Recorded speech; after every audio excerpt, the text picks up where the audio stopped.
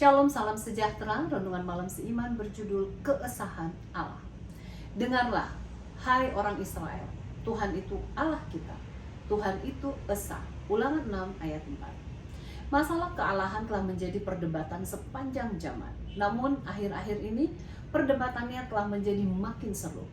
Apakah kita percaya kepada satu Tuhan? Bagaimana dengan Kristus dan Roh Kudus? Kita mempercayai akan keesahan Tuhan. Lain dengan bangsa-bangsa lain yang hidup di sekitar Israel pada zaman perjanjian lama yang mempunyai banyak dewa atau ilah.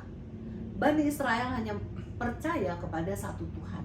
Kita bisa baca dalam Ulangan 4 ayat 35, Ulangan 6 ayat 4, Yesaya 45 ayat 5, Zakaria 14 ayat 9. Perjanjian baru juga menekankan hal yang sama mengenai kesatuan dari Allah. Markus 12 ayat 29 sampai 32, Yohanes 17 ayat 3, 1 Korintus 8 ayat 4 sampai 6, Efesus 4 ayat 5, 1 Timotius 2 ayat 5. Penekanan motoristik ini tidak bertentangan dengan konsep Kristus tentang Allah Tritunggal atau Trinitas Bapa, Putra dan Roh Kudus. Justru ini menegaskan bahwa tidak ada bentuk penyembahan dari berbagai dewa. Di dalam Alkitab tidak disebutkan mengenai kata Trinitas. Namun kita dapatkan kemajemukan dari kealahan. Misalnya kata esa di dalam Ulangan 6 ayat 4 berasal dari kata Ibrani ehad yang berarti kesatuan. Kata yang sama dipakai dalam Kejadian 2:24 mengenai Adam dan Hawa, di mana dua orang yang menjadi satu daging artinya satu kesatuan. Kata Elohim sendiri yang diterjemahkan menjadi kata Allah dalam bahasa Indonesia adalah dalam bentuk jamak. Di samping itu kadang-kadang Tuhan menggunakan kata kita yang berarti jamak, seperti baiklah kita menjadikan manusia menurut gambar dan rupa kita. Kita bisa baca dalam Kejadian 1 ayat 26.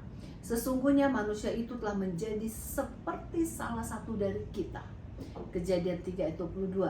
Baiklah kita turun. Kejadian 11 ayat 7. Kadang-kadang malaikat Tuhan diidentifikasi dengan Tuhan.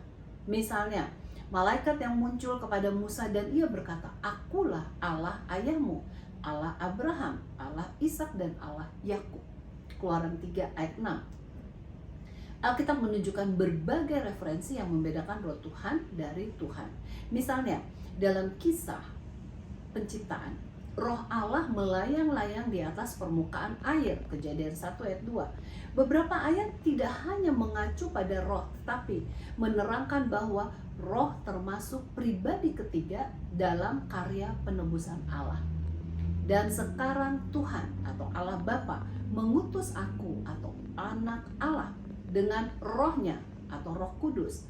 Yesaya 46 ayat 16. Aku atau Bapa telah menaruh rohku ke atasnya atau Mesias, supaya ia menyatakan hukum kepada segala bangsa.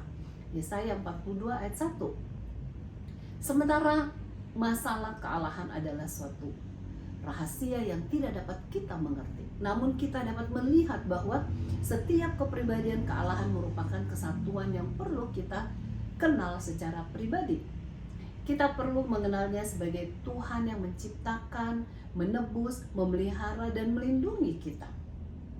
Persekutuan dengan Tuhan yang akan memberikan kepada kita kehidupan yang penuh dengan kemenangan.